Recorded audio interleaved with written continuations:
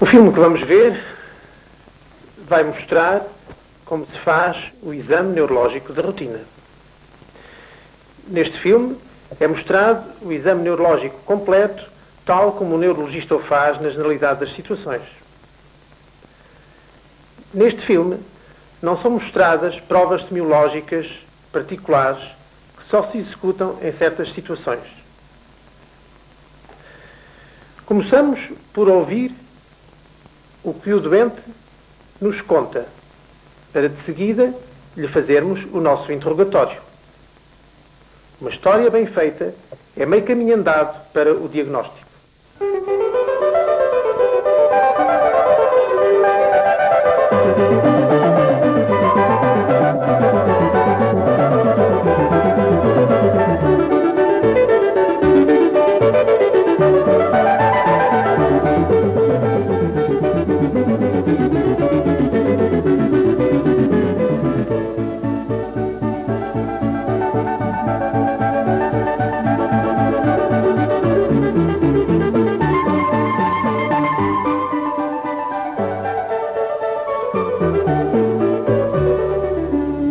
Escusado será dizer que a observação do doente começa quando ele entra no gabinete médico.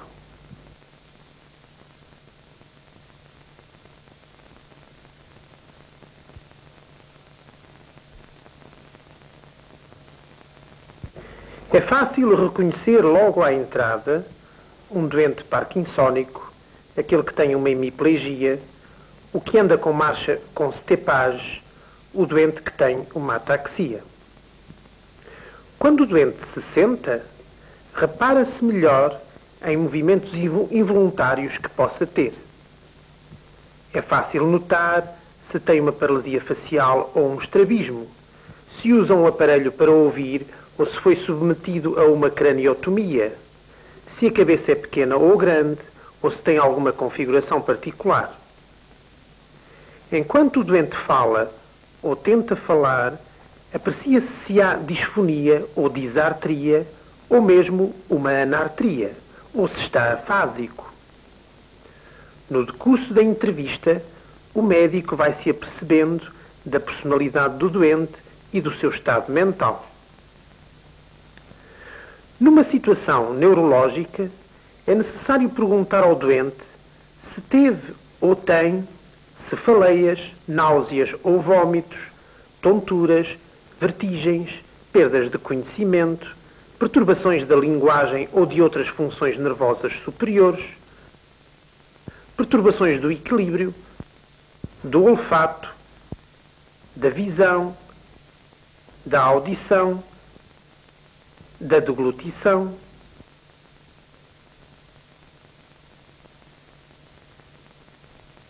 da fala, perturbações motoras ou da sensibilidade, ou perturbações dos esfíncteres e da potência sexual.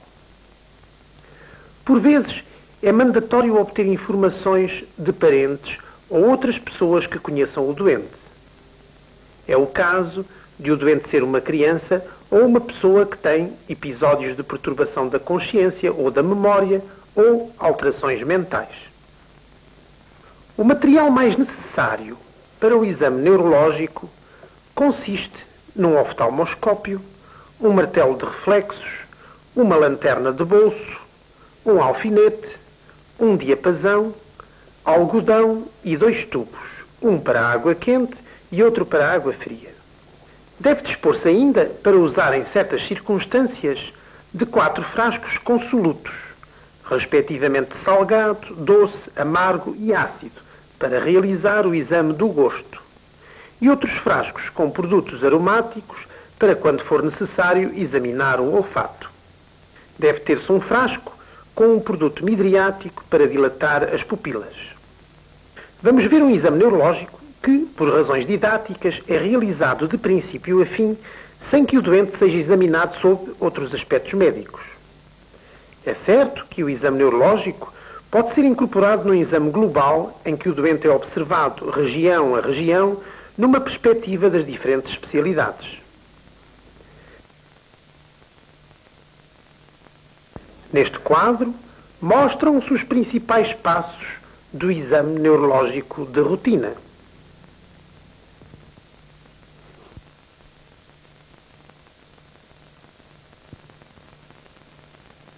Com o doente sentado na marquesa, fazemos a inspeção da cabeça.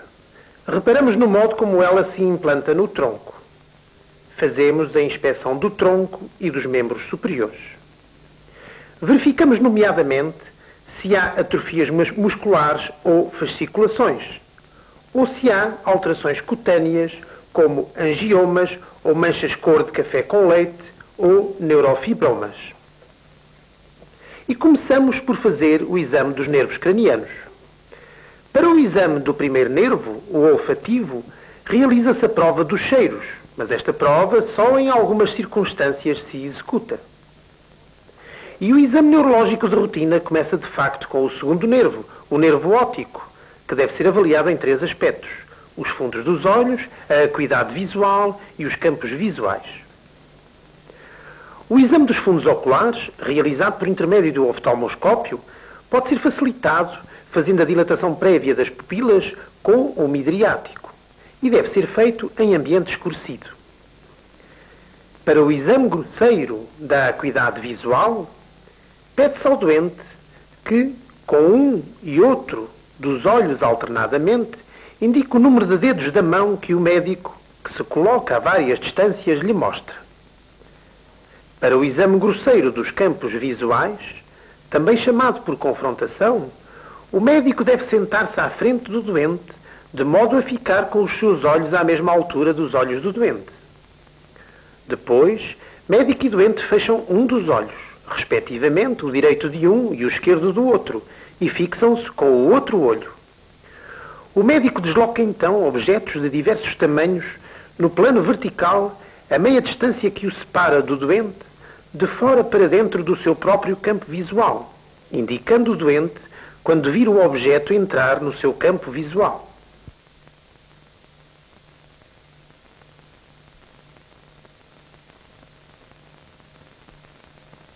O exame é repetido para outro olho. Quando o doente dá boa colaboração, esta prova fornece indicações importantes acerca dos seus campos visuais. Vem a seguir o exame dos nervos oculomotores, que são o terceiro ou oculomotor comum, o quarto patético ou troclear e o sexto oculomotor externo ou abdutor.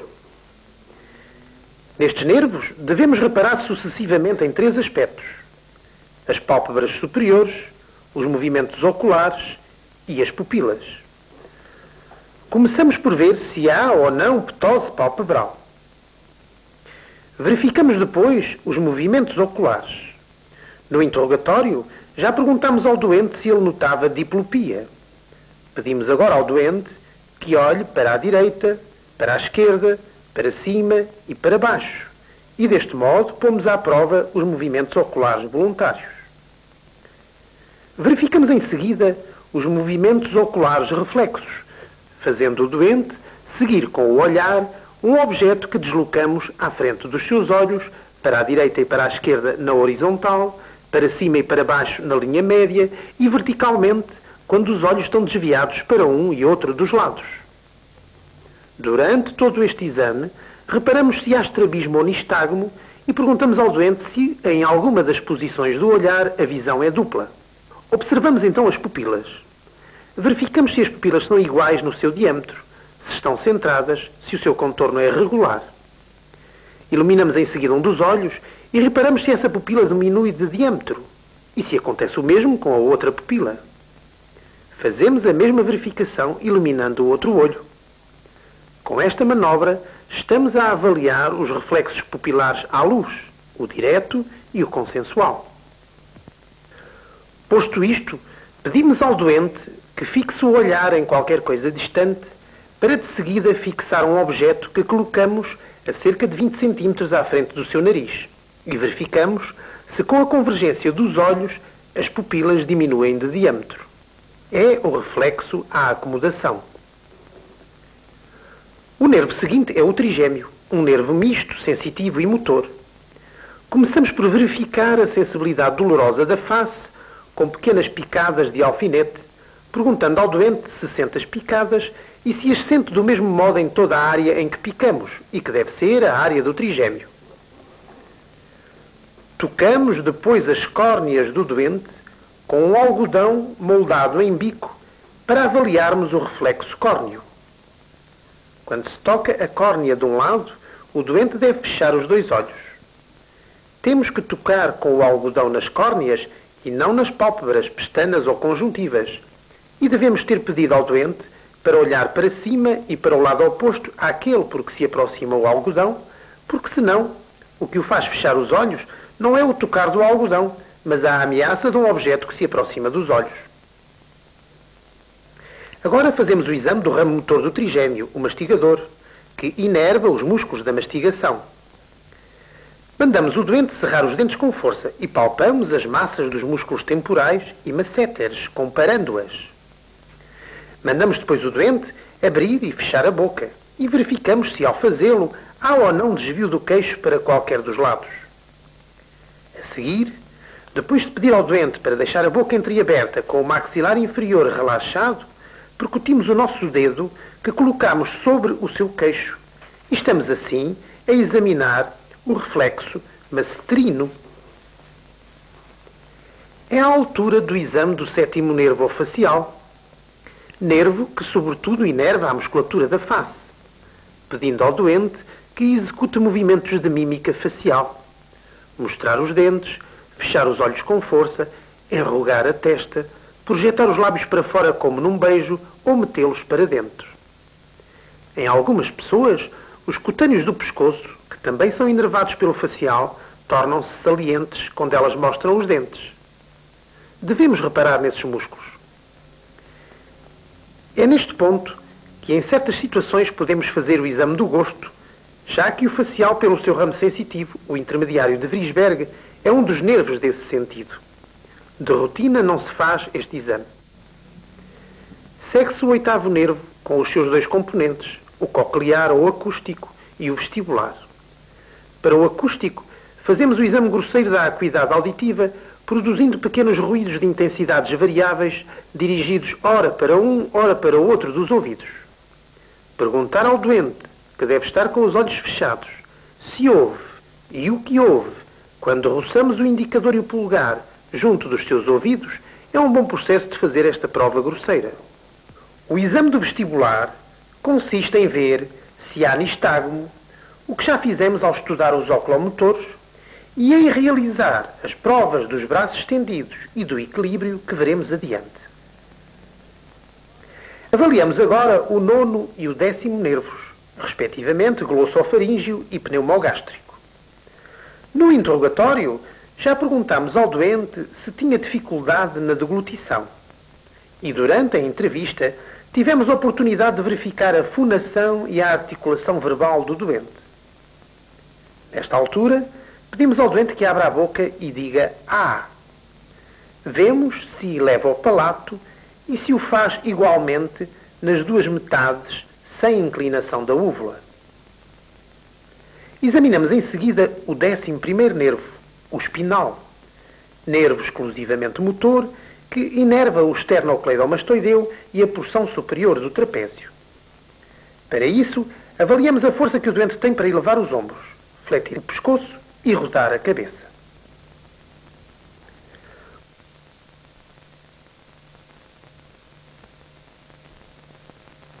Por último, pedimos ao doente que deite a língua de fora para examinarmos o 12º nervo craniano, o hipoglosso, nervo unicamente motor que inerva os seus músculos.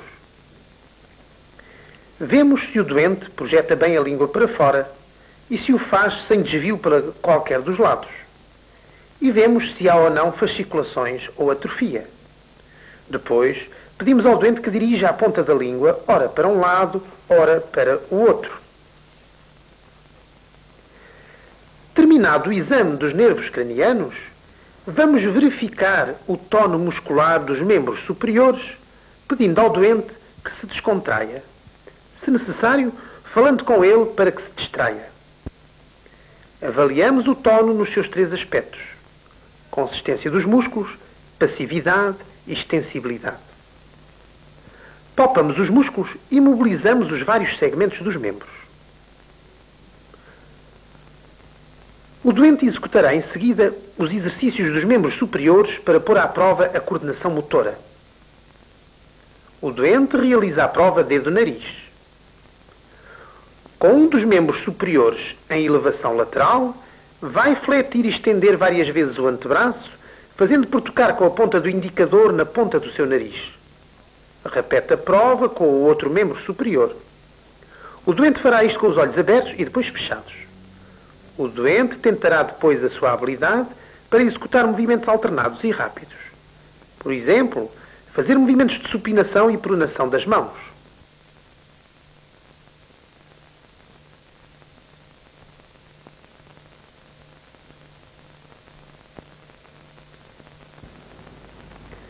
Em seguida, pesquisamos os reflexos osteotendinosos dos membros superiores, os bicipitais, os radiais e os tricipitais. Percutir com o martelo de reflexos os tendões dos músculos é uma maneira de provocar-lhes uma distensão a que eles respondem contraindo-se. Batemos, interpondo o nosso dedo no tendão do bicípite e o antebraço flete. Batemos na extremidade distal do rádio e o antebraço flete também.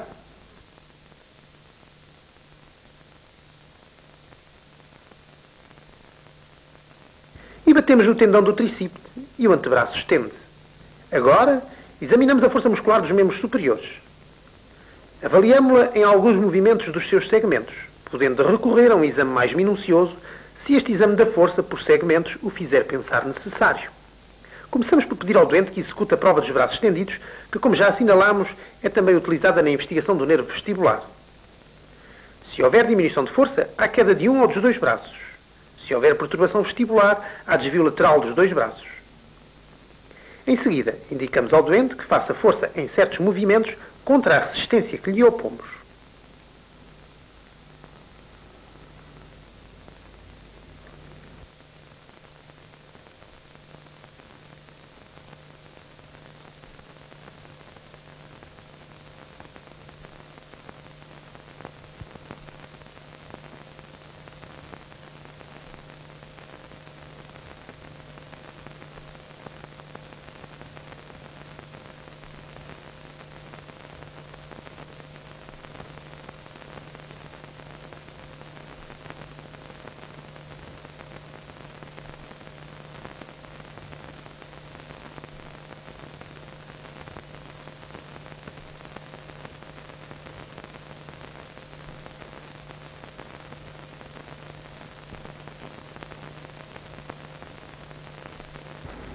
Fazemos, nesta altura, uma inspeção dos membros inferiores. Depois, realizamos com os membros inferiores a mesma sequência de exames que fizemos para os membros superiores. Começamos por examinar o tono muscular.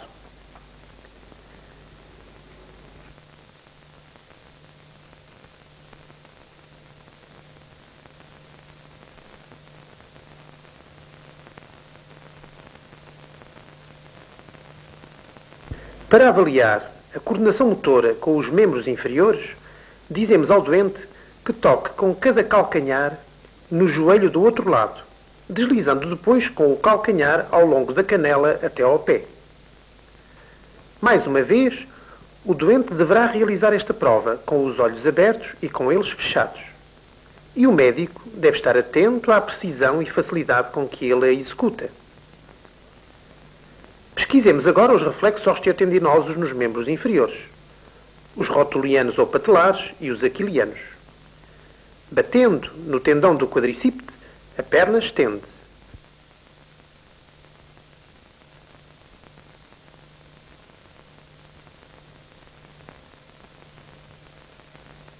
Batendo no tendão de Aquiles, o pé estende.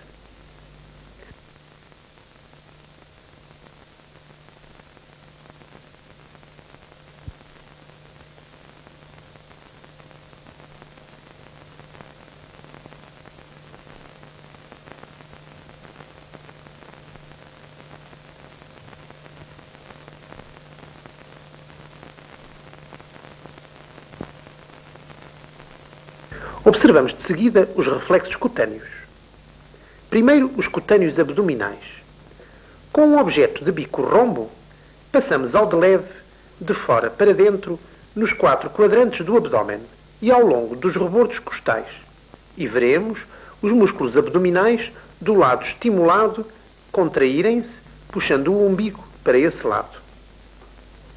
É sabido que em muitas pessoas normais não se obtém esta resposta porque elas têm a parede abdominal flácida.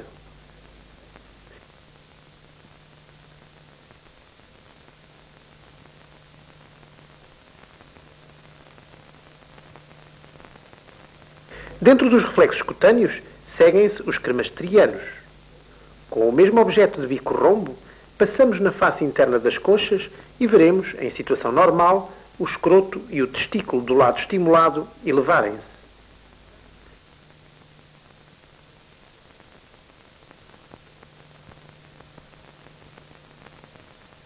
O terceiro reflexo cutâneo é o cutâneo plantar. Ainda com o objeto de bico rombo, percorremos de modo firme, do calcanhar para diante, a região externa da planta do pé, infletindo depois o gesto sobre o tarso de fora para dentro. A resposta normal é uma flexão dos dedos do pé. A resposta patológica é a extensão do dedo grande ou de todos os dedos do pé em leque. É a resposta patológica que se designa sinal de Babanski.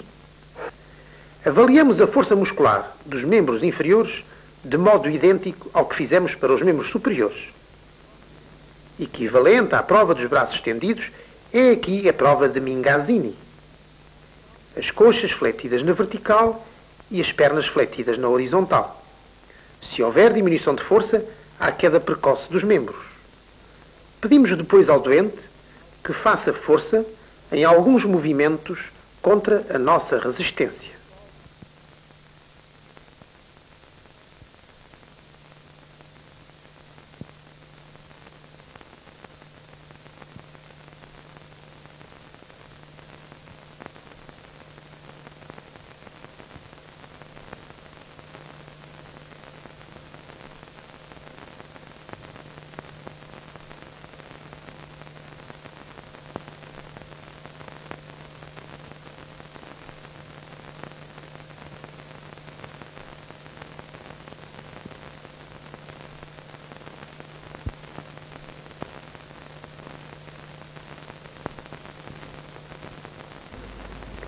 Chegou a altura de fazermos o estudo da sensibilidade geral. O exame da sensibilidade é o que maior colaboração existe do doente. Médico e doente devem estar sem pressa e não fatigados, e o ambiente deve ser sossegado. O médico deve ser claro no que pretende, para que o doente seja claro no que responde. Se for necessário, o exame da sensibilidade poderá ser adiado para um momento posterior mais propício. É preciso que o doente tenha os olhos fechados durante o exame da sensibilidade. Começamos por pesquisar a sensibilidade dolorosa, picando com o alfinete os ombros, os bordos externos e internos dos antebraços, as áreas das mãos inervadas pelos nervos radial, mediano e cubital, 3 níveis do tronco, o terço médio das coxas, ambos os lados das tíbias, o dorso dos pés, os quintos dedos dos pés.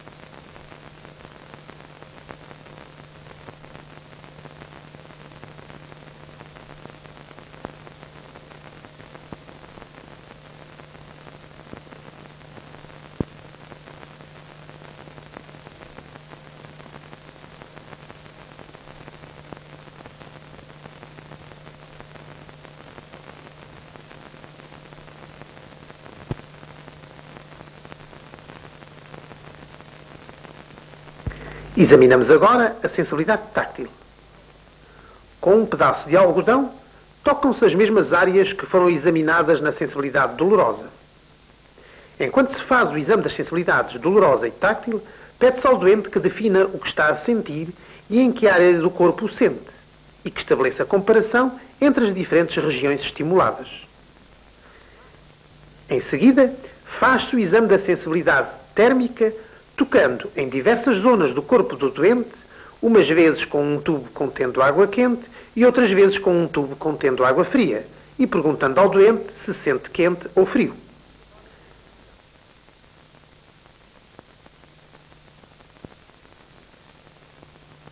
Pesquisamos agora a sensibilidade postural. Várias provas se podem fazer. Por exemplo, colocamos os dedos de uma mão do doente em certas posições e pedimos-lhe que as reproduza com os dedos da outra mão.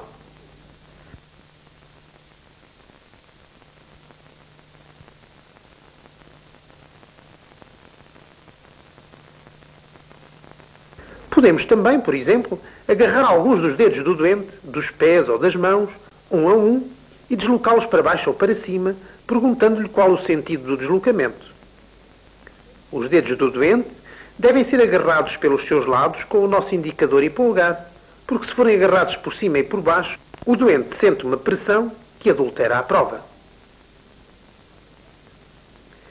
Examinamos a sensibilidade vibratória colocando a ponta do diapasão em várias eminências ósseas.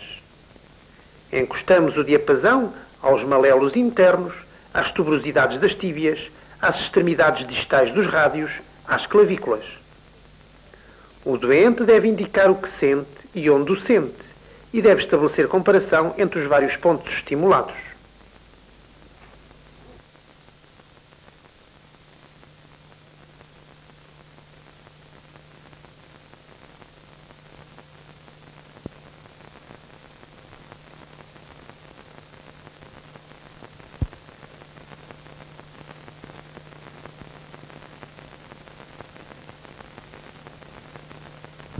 Verificamos a sensibilidade estereognósica pedindo ao doente que identifique vários pequenos objetos que ele não viu e que lhe colocamos nas mãos.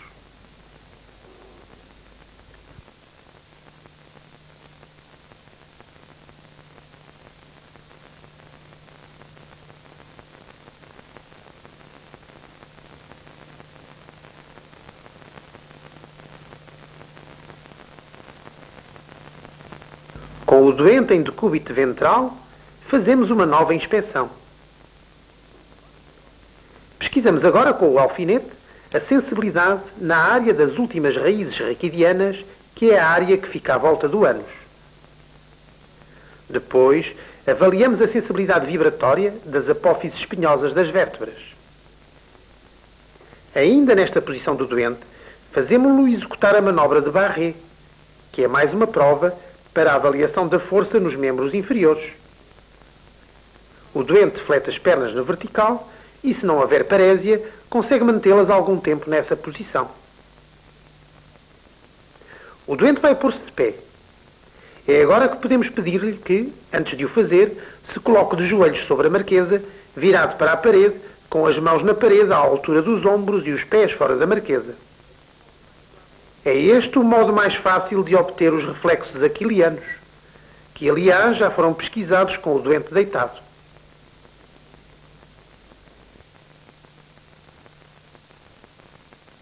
Em seguida, o doente senta-se na marquesa com as pernas pendentes, se quisermos uma outra posição para pesquisar os reflexos rotulianos.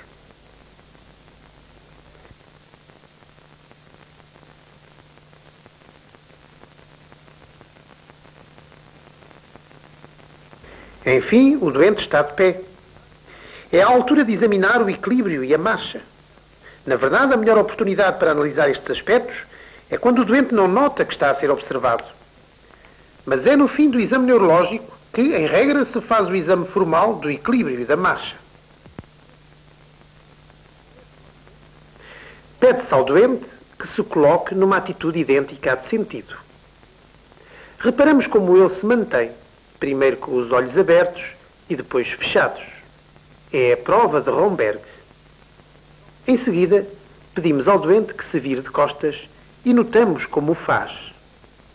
Com o doente de pé e de costas, é uma boa oportunidade de o inspecionar, nomeadamente no que se refere à coluna vertebral. Para acabar, o doente deve andar uns metros em linha reta, num e noutro sentido. E isto permite observar o seu equilíbrio a andar e as peculiaridades da sua marcha.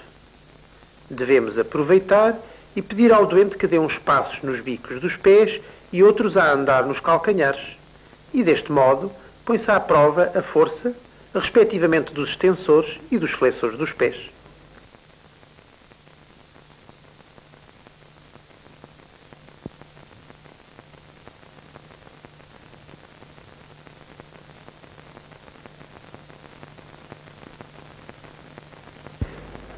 E pronto, está terminado o exame neurológico.